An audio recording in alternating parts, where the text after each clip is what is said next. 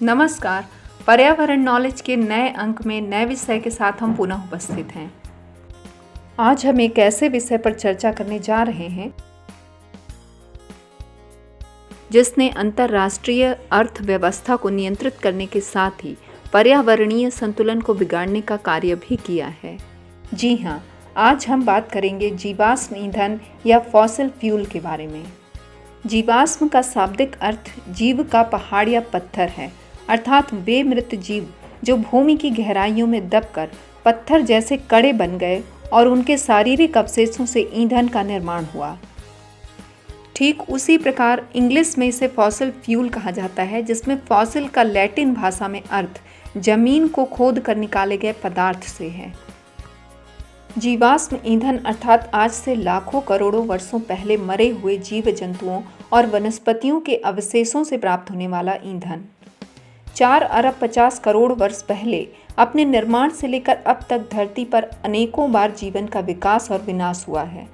न जाने कितने बार असंख्य जीव जंतुओं और पेड़ पौधे मृत्यु को प्राप्त हुए और धरती व समुद्र की गहराइयों व परतों में दबते चले गए तथा लाखों करोड़ों वर्षों के रासायनिक और भौतिक परिवर्तनों के पश्चात इनके अवशेषों से गाढ़े, चिपचिपे व काले रंग के तरल द्रव्य के रूप में पेट्रोलियम, ठोस के रूप में कोयले तथा गैसीय रूप में प्राकृतिक गैस का निर्माण हुआ।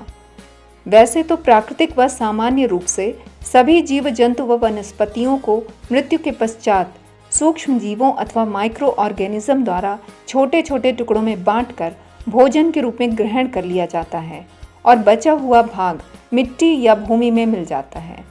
परंतु जीवाश्म या फॉसिल के निर्माण में मृत जीव अथवा वनस्पतियां नष्ट नहीं होते, बल्कि धरती की अनेकों परतों व समुद्र की गहराइयों में जल व भूमि के अत्यधिक दबाव व तापमान की अधिकता से इनके शरीर ईंधन रूपी पदार्थों और तत्वों के रूप में बदल जाते हैं। जीवाश्म ईंधन या फॉसिल फ्यूल का निर्माण अवसादित चट्टानों या सेडिमेंटरी रॉक्स में होने के कारण ही इन्हें चट्टानी तेल या शिला रस भी कहा जाता है।